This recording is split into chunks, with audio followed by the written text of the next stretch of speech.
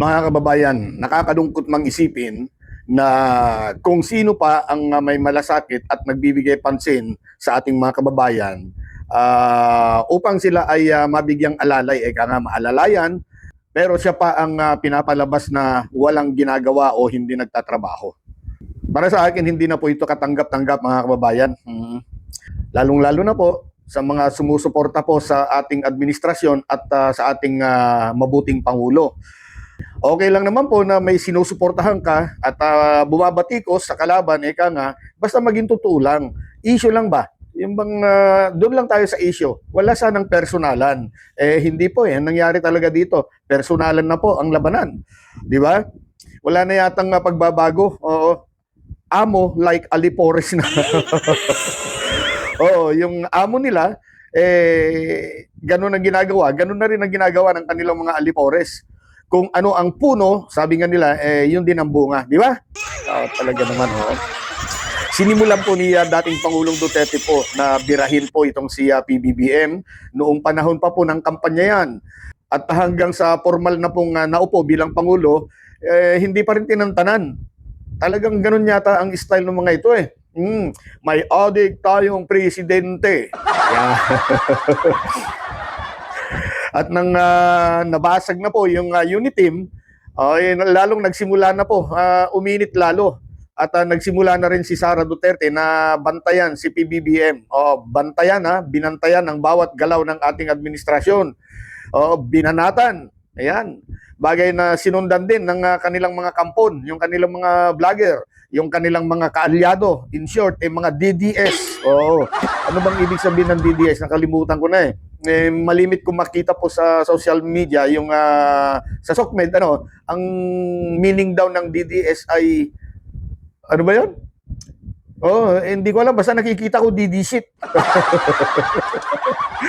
Ay nako, lalo pa pong lumala ang kanilang mga ginagawang paninira sa Pangulo nang maungkat ang mga di tamang paggamit daw nitong si Sara Duterte sa kanyang mga confidential funds at marami pang issue patungkol sa di umano mga iba't ibang katiwalian hanggang umabot po sa impeachment nitong si Vice Presidente Sara Duterte. Ayan. At ang malala pa nito, dinamay na rin nila ang buong pamilya ni Pangulong Bongbong Marcos at ilan pang mga government officials kung saan nagawa ng pagbantaan nitong si Sara. Grabe. Pinagbantaan talaga ni Sara Duterte ang buhay ng ating Pangulo, si Lisa Marcos at ang ating dating House Leader o Speaker na si Martin Romualdez. Para mapatalsik si PBBM sa pwesto, naglabas sila ng iba't ibang mga mga faking ebidensya na nagpapakitang si PBBM daw ay addictus. Yung photo, yung litrato na pinalabas nila at saka yung video. Gusto nila talagang siraan ang Pangulo. At palabasin na totoo ang sinabi daw ni dating Pangulong Duterte na addict si PBBM. Mga bagay na hindi naman nila nagawang patunayan, mga kababayan. Kaya ayon, bigo ang tangkang pagpapabagsak kay PBBM, hanggang ngayon si PBBM pa rin ang presidente natin. Yehey! BBM! BBM! At dahil nga po sa kabiguan nila, yun, tinarget na naman nila ang kalusugan ng ating Pangulo. Dito, naglabas ng maraming fake news. Grabe. May mga nagsabi pa, 50-50 na daw si PBBM, labas-masok sa ospital. Ayon po sa presidential sister, ayaw ko na pong banggitin yung pangalan niya. Parang nangangati kasi ang aking lalamunan pagka tuwing nababanggit ko yung pangalan nito. Yung kapatid niya, yung kanyang manang, kayo na pong bumanggit. Meron pa nagsabi na nasa freezer na nga daw ito. Ay, lintig, grabe. Talagang kung medyo maiksi ang pasensya mo, talagang mapapamura ka sa mga ito Di ba? Yung isa naman, sinabi, nadedo na daw. At ang nakikita na lang daw natin ay isang clone. Ano ba tawag sa clone? Replika. O kaya kadobol. Yan. At meron din naglabas ng faking medical report. Ayun, kung saan may nabitbit po ng NBI. Ito pong si Sonsa. Ano ba pangalan nito? Yung partner ni partner sa Mel and J. Yan. Jay Sonsa. Yan po ay nabitbit ng NBI dahil po sa pagpapalabas po ng peke na medical report ni Pangulong Bongbong Marcos. Mabalik tayo dito kay Vice Presidente Sara. Wala pa rin pong tigil ito. Sa interview sa kanya habang nasa ibang bansa, binanatan na naman po niya ang gobyerno at saka si PBBM. At ito'y nauwi tuloy. Nauwi po tuloy sa bardagulan nilang dalawa ni Palace Press Officer Yusek Claire Castro. Pakinggan po natin ang balita mula po ito sa News 5. Ito po, pakinggan po natin. Nagpatusyana naman sina VP Sara Duterte at Palace Press Officer Claire Castro. Ang sabi ng vice, kulang daw sa pansin si Castro. Buwelta naman ng Yusek, kulang sa kaalaman ng vice. Hindi raw marunong mag-laptop pero gusto pang maging presidente. Nasa frontline, nabalitan niya si Maricel Halili.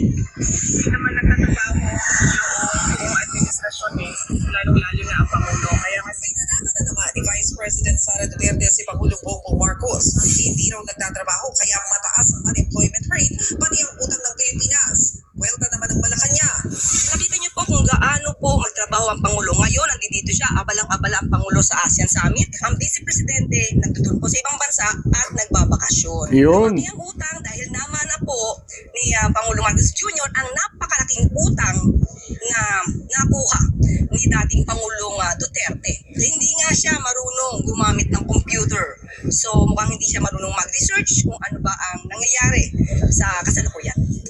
Hindi rin pinalampas sa palasyo ang patutsada ni VP Sara na kulang sa pansin si Yusek Castro. ano ko sinasabi na kapag si Claire Castro ang nagsasalita, huwag niyo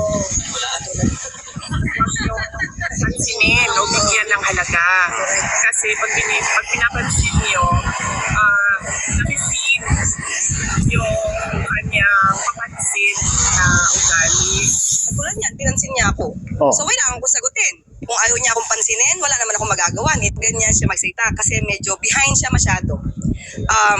May kasabihan nga tayo, di ba? Yung the brain operates on a use it or lose it principle. Nasa The Hague, Netherlands ngayon ang vice at nakatakdamang pumunta sa 5 pang bansa. Ngayong araw, formal nang binuksan ang 48th ASEAN Summit sa Lapu-Lapu City, Cebu. Sinalubong ni Pangulong Marcos ang heads of state ng ASEAN countries. Sa opening statement ni PBBM, ipinundo niya ang banta sa ASEAN ng nangyayaring sigalot sa Middle East. For the Philippines, we made a difficult decision to recalibrate our ASEAN chairship hosting in response to the Middle East conflict through the scaling down of non-essential activities and shifting of applicable meetings from physical to virtual platforms.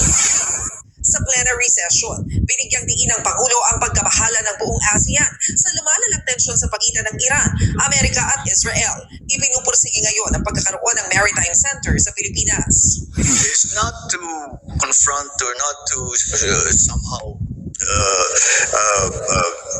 push back on any single force or any single country.